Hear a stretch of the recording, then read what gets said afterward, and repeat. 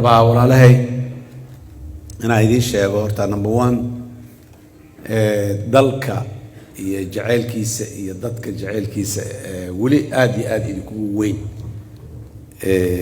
wax aad iyo aad raali looga noqdo lagu farxo waay ilmahana in ay sida lagu soo ilmahana in guriga joogan in sida lagu rabaahideeyo oo dalka iyo dadka iyo inay bartaan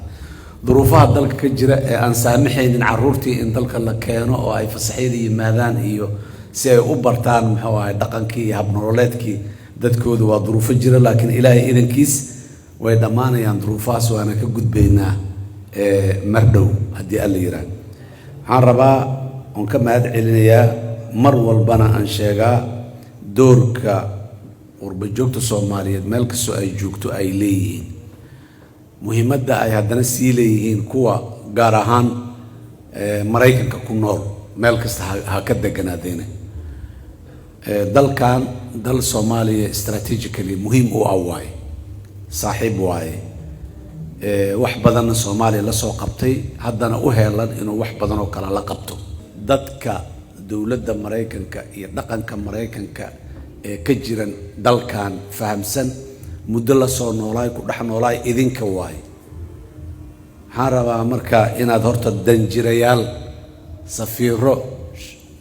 safiir cali shariif iyo inta la joogto le maahane inaad dhammaantiin horta Soomaaliya safiiro dibadda ugu maqan oo dalkan u jooga inaad tihiin citizens aad tihiin codaa leedihiin influence aad leedihiin dad badana muxuu ahay idinka rajo idinku xiraya laakiin markaadan aruursanayn idinka markaadan midaysnayn idinka waa wax weyn ma qaban kartaa laakiin markaa midowdaan jaaliyad rasmi ah noqotaan qofku aragtidiisa iyo fikirkiisa uu leeyahay hadduu dimuqraadi yahay hadduu republican yahay iyo hadduu midnaba ahayn laakiin the common factor oo naga wada dhexeeya Soomaalinimada ah inaan ku midaysanaa rabno marka horta taas waa dardaaran guud si gaara marka u soo noqdo Soomaaliya maanta duruufo gaar ay ku sugan tahay crossroads yani wado oo waxay taagan tahay dhowr wado meel ay isu goyso wadadii maanta ay qaadaan muddo kale ku sii maqnaa doonto haddana inay ka soo noqoto oo ay crossroadkii haddana ay soo gaarto marka dhammaanteen waxaan u taaganahay inaan ka shaqeyno wadadii saxda ahayd oo aanay dib uga soo noqon lahayn hore ugu sii fogaan lahayd Soomaaliya inay qaado baahiyaha Soomaaliya ka jira walaalayaal waa badan yihiin haddaan aan liis garayna andahno aad iyo aad ayaa liisku u dheeraanaya laakiin waxa muhiimka waxay tahay waa kuwa priority-ga ah waa kuwa haddii la xalliyo kuwa badan oo kale oo mushaakilaad iyo culays oo jiray ay automatically xalismayaan marka inaan targeted ahaano oo aan mid walba mushkilad inta baahiya ka jirta xagga saara ka jirta ma dhigi karnaa inaan mid walba gooni intaan u tilmaano aan dhaano tan waay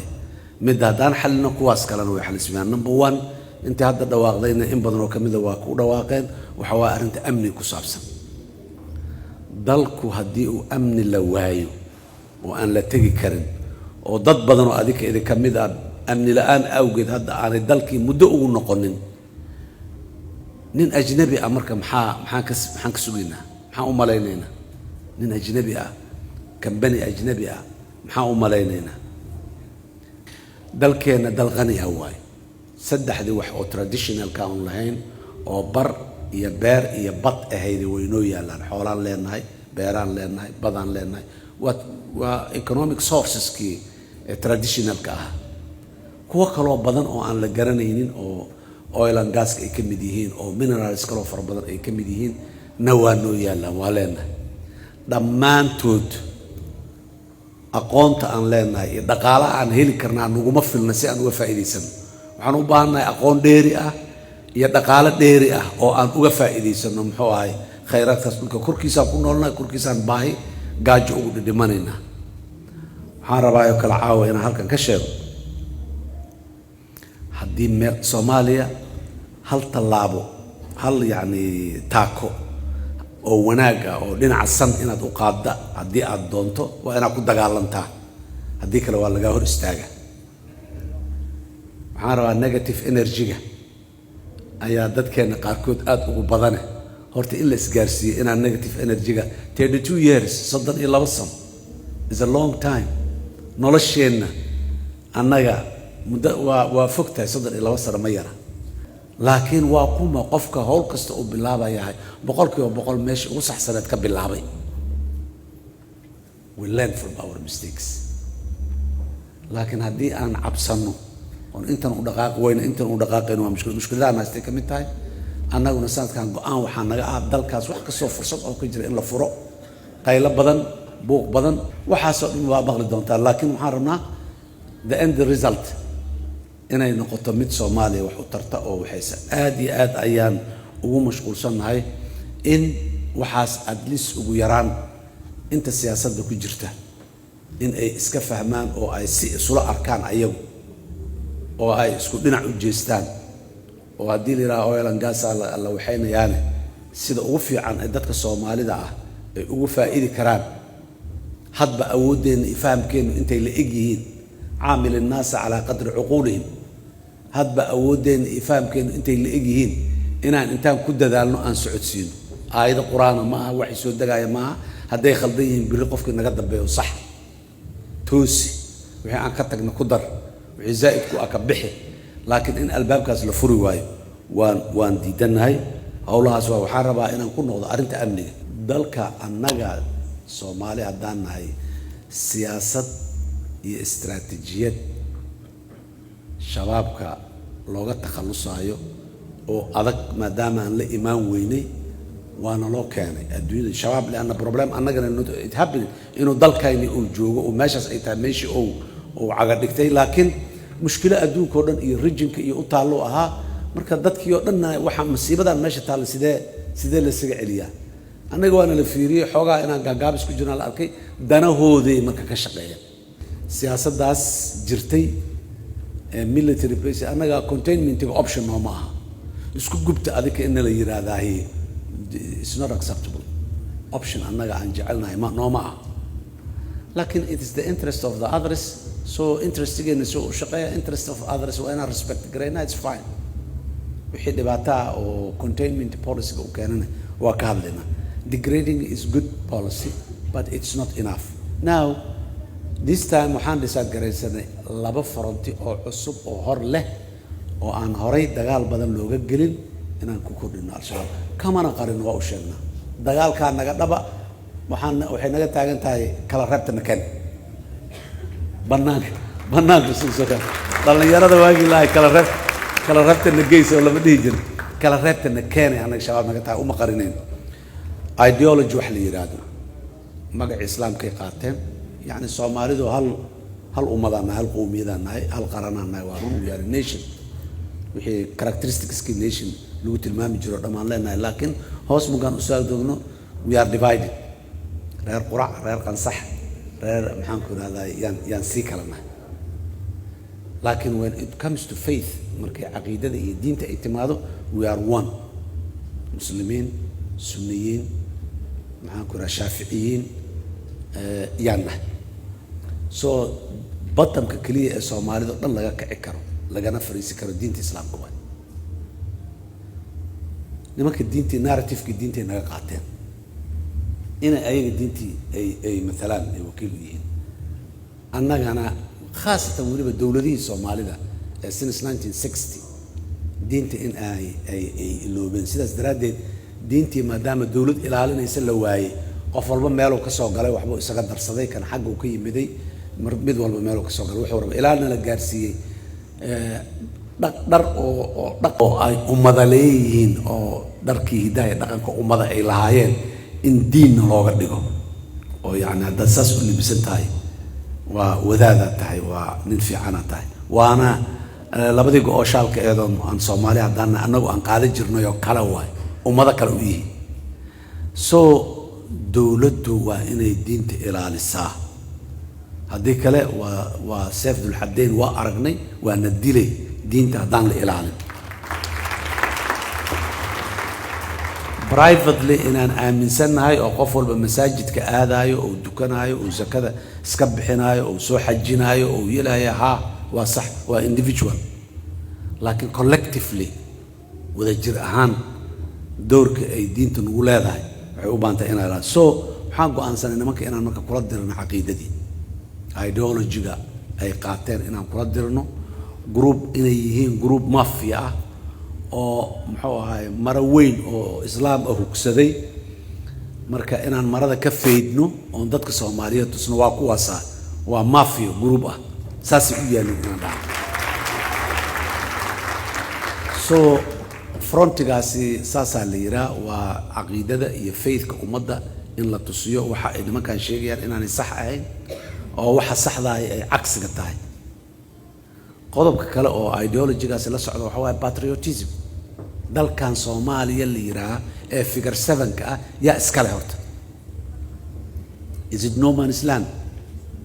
intana loo keenay nin ajnabi oo ama caraba ama asiatic ama afrikaana in la yiraahdo amiir waaya asaarada xukumo oo dadka Soomaaliya qaarna hal dilo oo yiraa qaarna muxuu ahay xoolooda hal qaato oo yiraa qaarna oo gaaleeyo xageen aadnay maxaa nagu dhacay reality-ga maanta jirta saas waay mana la aqbali kara taas maantan centerka Jorosi CSIS aan ka sheegayaan lahay dal Soomaaliya muslimiinta iska leh laakiin muslimiinta Soomaalida ah iska leh muslimiinta Pakistanka iyo kuwa muslimiinta Pakistanka iyo kuwa Afghanistanka iyo kuwa Carabta iyo kuwa Afrikaanka iyo kuwa kale Asiatica dalkan lama laha dalkooday leeyihiin dadka saa ula dhaqmayna qaaran dabcan ajnabi waaye qof kasta oo Somali citizen aan ahayn waa ajnabigana sida loola dhaqmo aan naqaana qaaran muxuu ahay soo dhaweynayna oo leenahay dalka waa degi kartiin property ku yeelan kartiin ahlan sahlan qaaran leenahay waa ka shaqaysan kartiin property kuma yeelan kartiin dalkan qaaran leenahay dalkeena nagama imaan kartiin it depends on sida aan markaasi aan dadkaas ajnabiga ah iyo dawladooda iyo dhaqankooda aan u aragno so frontigaas waxa la yiraa frontiga fikirka ah ama haday tahay caqiide iyo diin iyo haday tahay patriotism lahaansho wadankan haday tahay fronti waa la yaqaano telefishinka gaar ah ayaa dawladdu u sameeyo haysa dada u xil saaran oo u taagan culimo leh dhalinyaro leh bulsho rayid leh siyaasiyiin leh oo dadka inay la hadlaan aan ugu tala dhaqan leh dadka inay la hadlaan aan ugu talagalno frontiga labaad laakiin kan saddexaad ah kii hore aan sheegno militariga ahaa iyo kan aan sheegno oo hadda ah muxuu ahaa ideology-ga frontiga labaad waxa waa shabaab maxay ahayd halhayskii dalkan Mareykanka laga sameeyay follow the money it will take you to the terrorist lacagta haddaad daba kacdid dhaqdhaqaaqeeda iyo meeshay maraysa iyo maalinta dambe way ku geynaysaa soo ma ahayn nimankan horta miyiga Soomaaliya oo dhan ayaga ka taliyo dadka Soomaalidana boqolkiiba 60-65 la gaarsiiyaa miyiga ku nool yihiin xoolay haystaan beeray haystaan waa ku dhaqan yihiin horta dhulkaas oo dhan ay ku nool yihiin dadkaas ka qaadaan lacagta mar waa zaka ay yiraahdaan mar waa tabarruci jihaadka ay yiraahdaan mar waa cashuur ay yiraahdaan marba magacay u bixiyaan maray qabiil hebel matiilaa $100,000 ay ku qoranay keena ay yiraahdaan marba wax horta dadka dhulkaas aad u ballaaran oo dadka Soomaaliyeed badankiisa ku nool yihiin saasay uga taliyaan waxaa soo haray magaalooyinka Muqdisho iyo magaalo kasta ayada meel kasta oo gacmaha lacag ay isu bedesho gacmaha gacan qaadanaysa gacan bixinaysa ay noqoto dhan lacag ka qaataan nowtriga hadaad properties ka iibinayso ama soo gadanaysid they are there and then they manage everything through phone jaamac ma lagu yiraahdaa diib lacag waraa waxa haystaa laba maalmood lacagta diib hadaa diib waa saada u maqan waana lagu dilaa waa lagu qarxina gurigan maalada cafeteria lacagta bixi waraa ma yaa waraa aniga shaab lacag ma sii baxa waraa baabuur qarax agta laga soo dhigaa book $2,000 laga yaabaa in la weydiinayo $100,000 yaa la khasira warbaraayidan ankar Allah ku dhacday kunkoodii labadooda bal naga sii amaan hana siiyaan so that's dhaqanka mafia waa Soomaaliya mafia Europe ka jirtay Italy ka jirtay sidee u dhaqmayeen waay laakiin dadkan inay fahmaan oo fahamsiino ayaana laga rabaa anaga gaabis xageena ka jira so nimankaas marka sidee suurtagal u tahay inaan tubooyinkaas lacag uga socoto shalalab aan ka xirno frontiga kala kaas waay lacagaha shabaab ay qaataan iyo dhaqaalaha shabaab ay abuuraan inaan joojino waay meaniska lagu joojinayo waana kala duwan yahay waana kala horeeya laakiin waa naga go'an tahay asbaabta safarkaygan qaybaha ugu waaweyn ay ka mid tahay un dalkan u imiday shabaab in aanay dalka lacag ka aruursanin yaan ka shaqaynayna lacag la'aan haddii dadka ay magic stick ay wataan ma magic road ay ku taabtaan oo dadku soconaya waa la arkaya haddii la yiraahdo so walaalahay annaga dagaalka shabaab ee nagu cusub oo experience-geena horena aan ka helna maantana aan aragno waa kaas berrina maybe experience-geenu wax kale inaan kusoo darro oo wax kale kusoo darro haddana haddii alla yiraahdo taas marka waxaan rabaa inaan intaas uga baxo waxaa marka dalka amniga marka waa priority number 1 for us waxaa dalka marka ka taagan abaar 4 sano oo isku xigta ayaa roobku naga baaqday haddana hay-adaha prediction ka sameeya haysaadaasha waxay sheegayaan sanadka shanaadna had soo socdana inaanu fiicnayn roobka so it's a very serious matter hadda dadka abaarta ku dhacday waa soo qaxeen magaalooyinka yimaadeen shabaab meeshu maalin dhaweyd sawirkayga waa arkayseen baydhabaan tegay baydhabo dadka ku nool 280 kun oo qof waaye magaalada baydhabo dadka degan 750 kun oo IDPs ah ayaa joogta baydhabo yaa degan baydhabo banaankeeda magaalooyin dhan oo cusub oo waaweyn oo IDPs ah ka samaysan baydhabo aan dhaweydaan baxnay waa soo marmarnay waa soo aragnay waa warsanay islaanaan warsaday aan iri adiga ii warabal maxaa haysateen bas tiri annaga beer yarna waa lahayn xoogaa ari ah iyo xoogaa lo-ana waa lahayn lodii iyo arigii waa dhammaadeen abaartii ku dhammaadeen beertii aan tacbi maagnay subaxii ugu horreysoon tagayba 2 wiiloo shabaabaa ii timid waxay tiri beertaan ma tacbi kartid haddaad tacbayso waa inaan lacagtaas dhiibtaan waxaan dhahay in lacag ma haysto lacag hadda danaysa beerta tacbina isaga dhex baxaa la yidhaahdaa subaxii waa ku indha adeega waa ku noqday dhahay waa la ii yimid haddana soo baxaa la yidhi waa la waday meel ay ayaga lahayna ligay maxaa u diidaa la yidhaha marka waxaan idhi tiraan xoola ma haysto inaan dhintay inaan beerta tacbo waxba igama dhexeeyaan beertaanaan tacbaa lacagtaas iska bixi waayo waxaan idhahdaan lacag ma haysto beerta waxay dhahday marka haddaan tacabna xataa naloo ogolaado wixii aan soo saarno 50% ayagaa qaadana 50% ka soo haraan leenahay waxaan dhahday lacagta aad sheegaysaan 50% kiina qaata kontaga aniga ii soo hara ka goosta lacagta aad sheegaysaan iga leexda beerta aan tacbe waa diideenay dhah so how cruel they are so waxay dhahday aniga option kale ma qabinay dhahday ilmahan yaryara aan ii joogay inaan meesha ku dhimanay inaan soo baxno waa soo lugeynay 75 kilomitir inaan soo lugay dhahday meeshaanan imin yacni wejigeeda iyo shucuurteeda yani islaantaas gabadhaas waxaa ka dareemaysay inaanay raalli ka ahayn inay meeshaan timaado oo ay muxuu ahay ay tuugsato ama gacanta ay hoorsato inay shaqaysato inay weligeedna ay ku noolaa jirtay shaqo ay shaqaysatay ee aanay hand out ku noolaa jirin laakiin circumstances compelled duruufihii ayaa ku khasbay inay saas yeesho aad iyo aad ayay emotionally ay u xumeedeen annagana waa runtii waa la xumaan so cadowga horta aan la dirirayno waa cadowga noocaasa waaye oo meeshaas jooga naxariis darrada adayga qaab darrada xumaanta mid kale oo tegan waxay dhahdeen meeshaanan imiday dhahdeen wiila aniga dhale waa isoo wacay hooyo muxuu ahaa murtadiintii maa u tagtay oo ileeyahay dhahday ayagoo jiraa shabaaboo jiraa waxna iima haayo markaasuu intuu taleefon iisoo diro dhahday hooyo murtadiintii maa u tagtay that's the kind of people aan la tacaalino dagaalamayno waa ka soo haraynaa laakiin annagaa ka soo harayna ilaahay idankiisa ma ka ogolaanayno inay waxaan dhahnay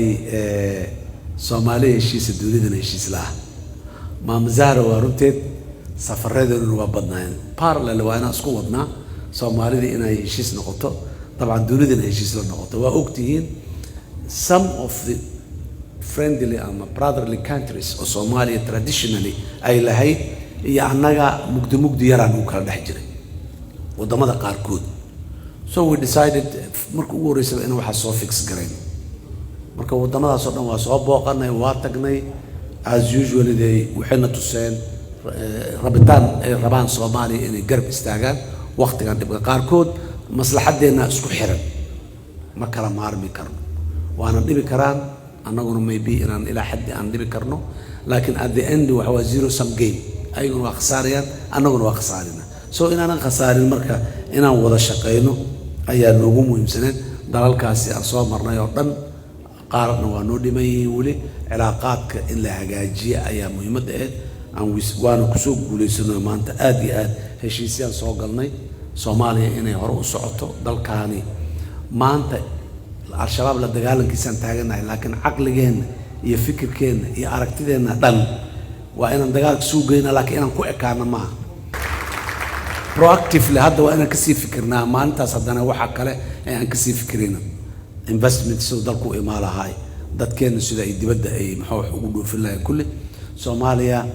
East Africa Community ayaan rabnaa inay ku darsanto waa kasoo shaqeynay we are in the process within a year most probably will be part of close to 400 million population market oo East Africa oo todoba dal ay ku jiraan oo dalka sideedaad aan noqon doona hadii la yiraahdo 400 milyan oo dad ah ayuu marketkaasi uu leeyahay annagana waa ogtiin ganacsataanahay magaalada Muqdisho magaalooyin kala maandhood garow aan tagay yani dalka real estate ka مثلا dhismayahay caadi ma aha dadku sida hadda real estate ka loo dhisayo ama Muqdisho haday tahay magaalooyin kala haday tahayba caadi ma aha real estate kana it's an investment someone has to wait couple of years inta lacagta soo noqoto marka idin diila cusub banking system ka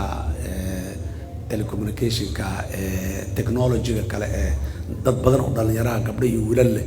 oo centers of technology ga sameystay oo data gathering adduunka ka shaqeeyo idin diilada yani dadkeena ay leeyihiin aad iyo aad ay u sarreeyaan Soomaalida heshiiskeeda waa ka shaqeynay dalka markaan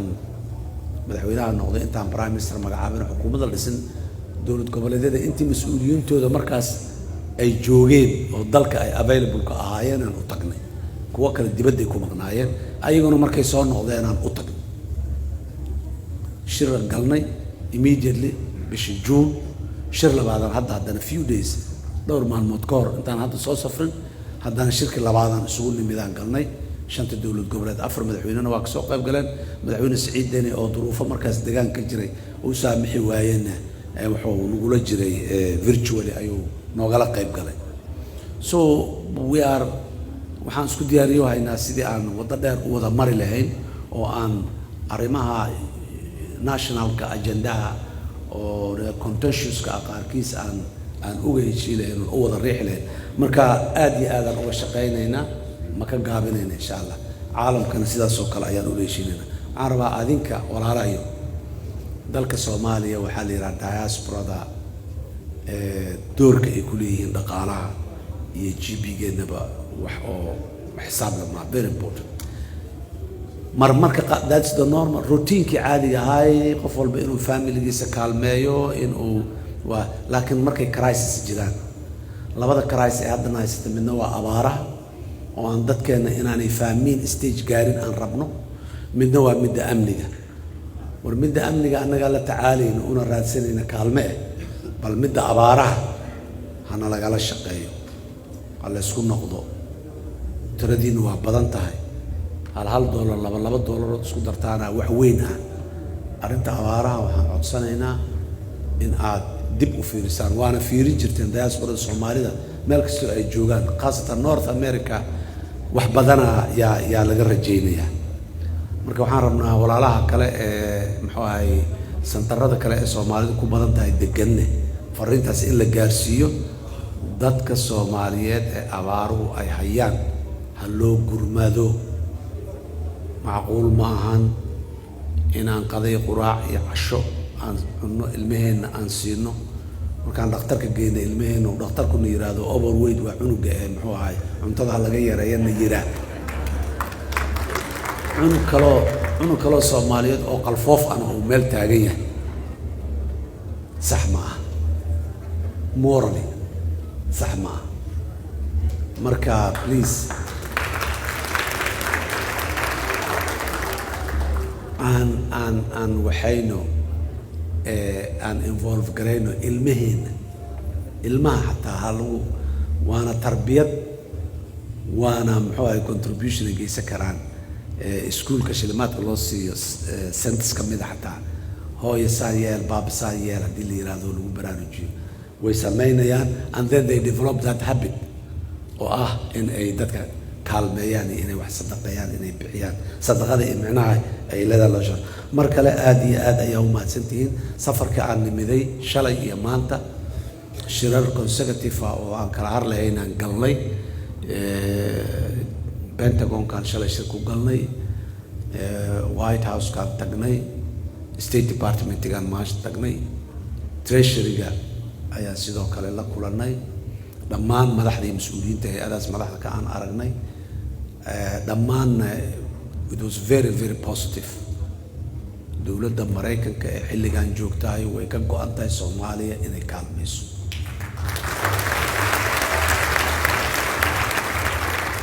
aad iyo aad ayaan runtii uga abaal sheeganaynaa markaan u sheegno dhaanay war waxyaabahan cusub iyo tallaabooyinkan cusub aan qaadnay fursadaa jirto momentum ma socdo nimanka shabaab ahay qabaa'ilkii inay caburiyaan ay rabaan oo ay cabsi geliyaan ceelashii ka gubeen waad aragteen barkadihii baabi'iyeen caruurtii dadka ka afduubteen ayaan hore dagaalka ugu xun hiiraan qaybo ka mid ah ka dhacay oo dad badan ay ku dhinteen 27 shabaab iyo 13 maxaan ku yiraahdaa ciidanka iyo shacabka isugu jira ay ku dhinteen waxay ka dhasheen ilmo la tuule inta yimaadeen ay 20 dhun ka wateen asay la dhaqaaqeen wateen waa la daba kacay jidkii dadka u galeen raacdeeni dad raacda reeb u sameeyeen dad badan 6 qof 7 qof ay ku dileen diba la soo abaabulay haddana dhinacyaha laga maray 27 shabaab ah la dilay ilmiyo ilaahay amarkiisa hal cunug aanu wax ka gaarin waa laga soo celiyay so dhaqanka oo saaxilka iyo galbeedka Afrika ay kula dhaqmeen asaas ah dadka waa la cadaadiyay waa la laayay way aqbaleen inay marka ay u hoggaansamaan laakiin Soomaalidu waa ka doontaa Soomaa waa ku dilaa si aad iyo ogolaatay markii hore xogaa diin iyo waxba lagu sasabayo oo loo tusayo oo lagu haystay laakiin maanta ma noqoto cunugaaga wadana hadii kale waa adeeci ceelkaaga dumina hadii kale biyo macbis hadii kale waa adeeci dadka ka kacay dhaheen nimankii maanta ayaguna sidoodaba dad tira yar oo dhulka ku baasan oo 5 10 2 u socdo nin meel taagan yahay waay maanta geeljiriya qoryaha ka dilanay shan ma shabaab meel socoto ma gal arko geeljira inta meel u galo yaa qoryaha ka dilana telefoon ay haystaan wareed dhashana meesha soo socota inta la yiraahdo jidka loo galo yaa hadda maanta meesha taagan yani advanced stage oo dawlad goboleedyada qaarkood Hirshabeelle Galmudug Koonfur Galbeed Jubbaland hadda preparation aad u adag oo ka socdo ayadana mar dhow aan rajaynayna inay bold steps region dhan oo waxaa jiro Jubbaland ka tirsan oo la yiraahdo Jubbada Dhexe oo dhammaantiis 100% shabaab uu ka taliyo gobolada kale oo dhan qayb inuu ka haysto waa laga yaabaa miyigeeda waxay inuu haysto laakiin Jubbada Dhexe degmooyinkeeda iyo miyigeeda iyo waxeedo dhan waa halka gobol oo shabaabku ay 100% ka taliyaan marka wuxuu nagu hayaa arin oo gaar oo particularities ah